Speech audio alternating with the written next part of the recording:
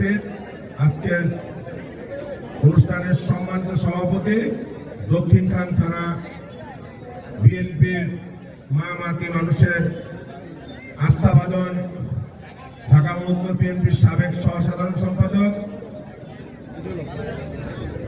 দক্ষিণখান থানা বিএনপির ভারপ্রাপ্ত আহ্বায়ক জনাব হেলাল তালুকদার উপস্থিত আছেন।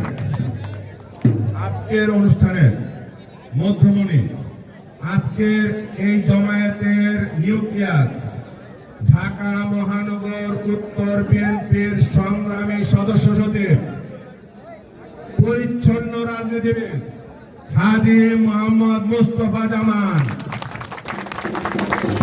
মঞ্চে উপবিষ্ট ঢাকা মহানগর বিএনপির সাবেক আহ্বায়ক সদস্য, উত্তরখান থানা বিএনপির সাবেক সভাপতি আহসান হাবিব মোল্লা, মঞ্চে উপবিষ্ট ঢাকা মহানগর উত্তর স্বেচ্ছাসেবক দলের সাংগঠনিক সম্পাদক প্রিয় ছোট ভাই এস এ খোকন,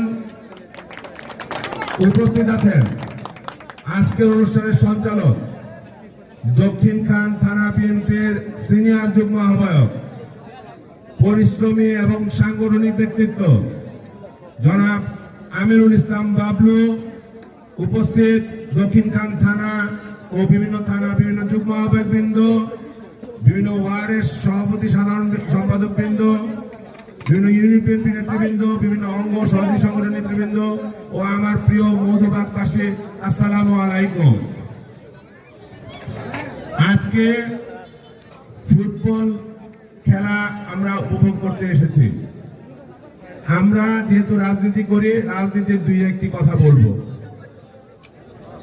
ফুটবল খেলার মাঠ থেকেই আজকে আমাদের প্রিয় নেতা ঢাকা মহানগর বিএনপির আহ্বায়ক আমিনুল হক ভাই আজ সারা ঢাকা মহানগরকে নেতৃত্ব দিচ্ছেন।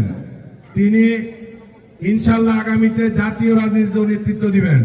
তাই আমি আশা করি আমাদের এই যে ফুটবল টুর্নামেন্টের মাধ্যমে যে সমস্ত খেলোয়াড়রা অংশগ্রহণ করছে, এখানে যারা নেতৃত্ব দিচ্ছে, তাদের মধ্য থেকেও আগামী দিনে বাংলাদেশের রাজনীতি, সমাজে এবং বিভিন্ন পর্যায়ে নেতৃত্ব গড়ে উঠবে। প্রিয় উপস্থিতি, ডাকসু নির্বাচন নিয়ে আমরা অনেকে মনে করি যে আমরা হতাশ হয়ে গেছি। আসলে এই প্রসঙ্গে একটি কথা বলি। এই কিছুক্ষণ আগে ছোট একটি বৃষ্টি আসছে, ছোট একটি বাতাস এসেছে। এই বাতাসে কি আমরা ঝরে পড়বো?